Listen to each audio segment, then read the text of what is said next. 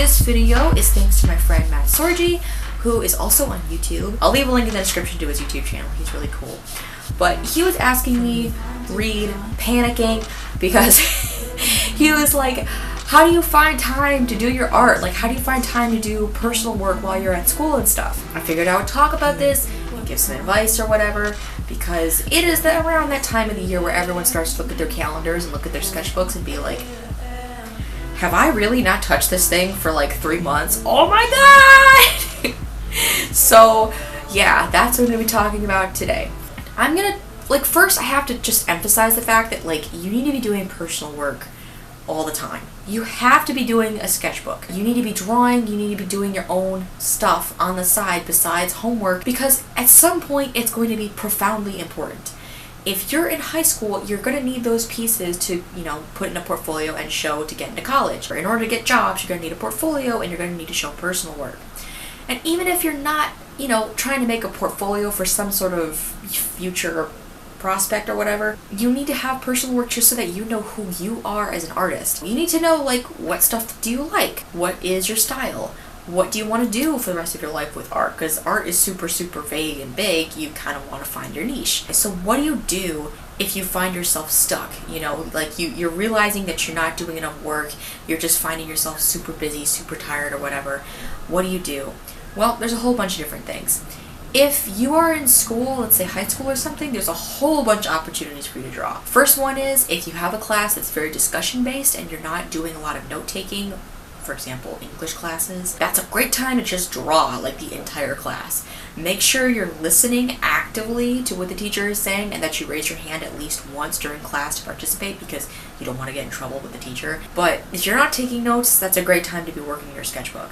Always have your sketchbook on you at all times. But if you have your sketchbook with you, when you find an opportunity to draw, you'll have it right there and you can draw. Draw during your lunch period. That's super nice because it's 20, 30, 40, however many minutes long, where you can just chill, you've got your food, you've got your art.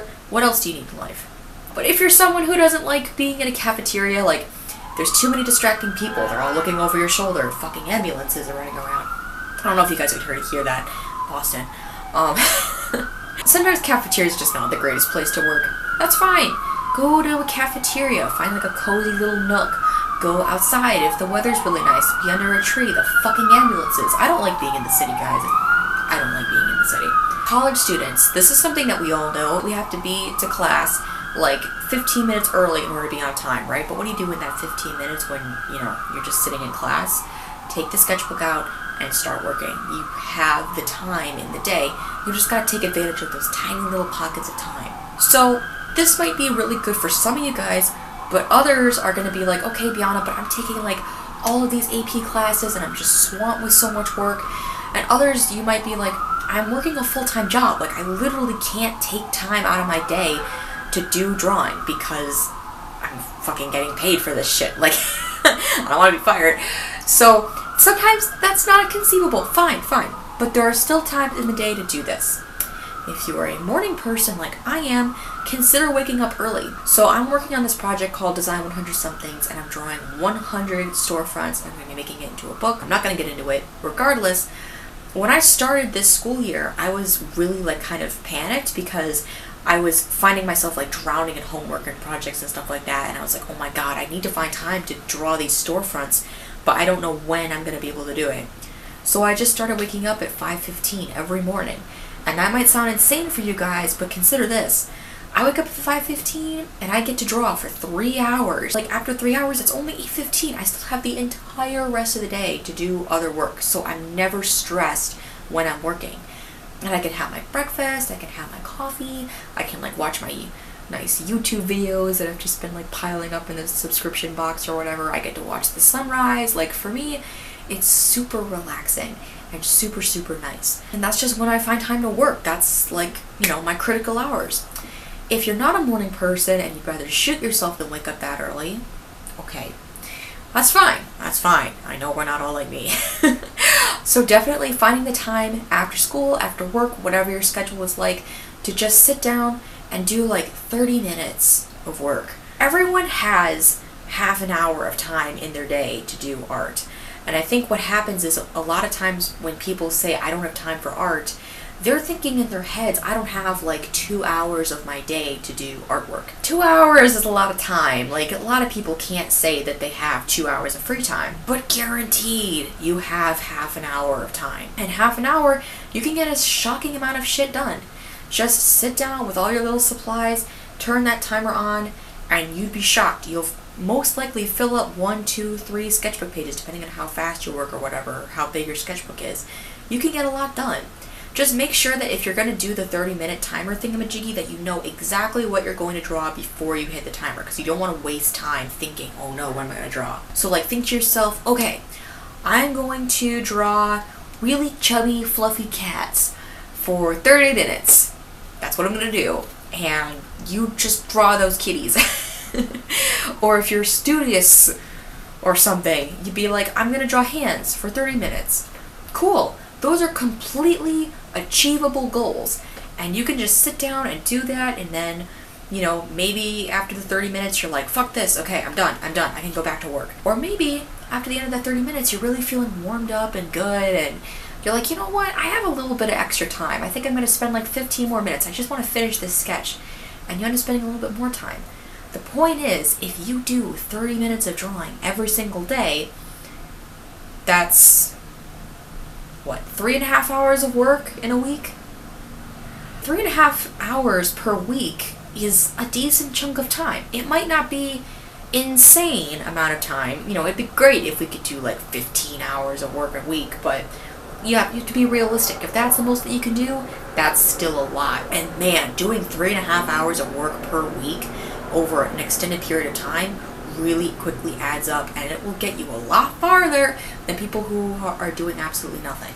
So consider that. Something else that you can do is do a 30-day challenge.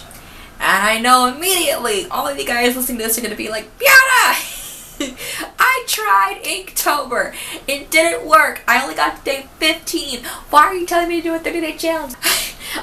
I totally get it. Okay, but hear me out. I have a loophole. So, do a 30-day challenge, but make it 40 days. So you're going to draw for 30 days, right? But you've got 10 extra days built in for your panic days, your stress days, your I have too many things to do days. Those are your days to kind of take a break, not think about your project, just have that one day to get your life in control, and then you can get right back to the grind. You can just kind of like plan them out. And then you can have days for just, you know, spontaneous days that aren't going to work for you. Let's say you get super sick. You're not going to fucking want to draw, like, you want to have that, like, safety net. That's the word I'm looking for. So, you know, you can just kind of take a break and not be like, oh my god, I'm going to get behind. The only thing is, you got to stick to having only 10 days of break. Because if you start going crazy and do like 15, 20 days of break, that's not going to do you any good. But giving yourself those days of break is going to help you with quitting. I think one of the biggest reasons people like fail at the 30-day challenges is because they have that one day of panic and they just quit. They're just like, oh fuck, like I'm behind, I can't get back on the wagon. So that's like one thing you can do. And just make your 30-day challenge, 30 minutes of drawing a day, 30 minutes for that, you know, drawing whatever it is of the day, and just get it done and you can just be happy with yourself. Basically, all I'm saying is find time in your day to do art. Find those tiny little nooks of time, the 10 minutes here, the 15 minutes there, to just take your sketchbook out and make sure that what you're doing is relaxing. I didn't emphasize this enough, but make sure that when you are spending the time to draw that you are relaxed. Like, I find myself, if I'm really stressed or if I'm thinking about too many other things, I can't focus, I can't do the art, it takes me so much longer. So, you know, I try to make, you know, my morning drawing time like as relaxing as physically possible. So that even though, yeah, technically I am working on something for a deadline, that should be something really stressful or whatever, I can just, you know, take it easy and have a good time with it. And that's basically like how it is. You just have to make time. And I'm going to leave these words for you because it's the end of the video and I might as well scare you for shock value. Instead of saying, I don't have time for this, say, it's not a priority.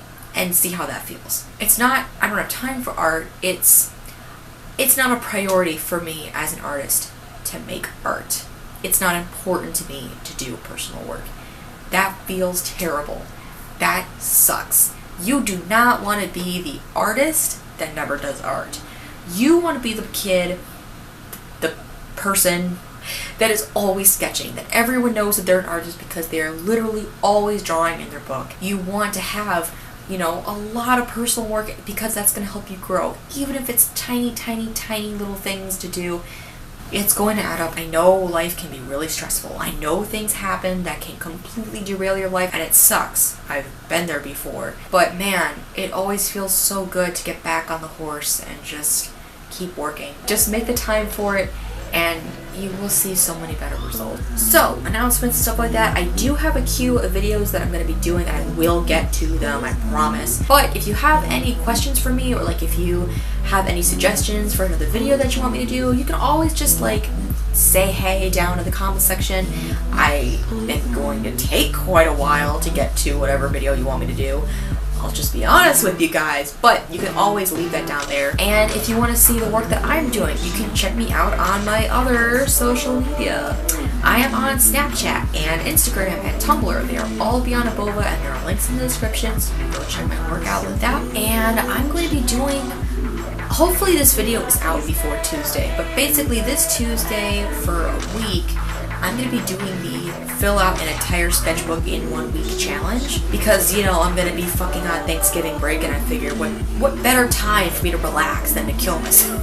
I'll be doing that, and I'll be like documenting the process, fucking whatever, and making a video for you guys, and I'll be posting like in process stuff on Instagram, Tumblr, Snapchat, that kind of stuff. So this is a great opportunity for you guys to follow me and see what the hell I'm going to be doing. And I think that's it. I hope you guys are having an awesome day.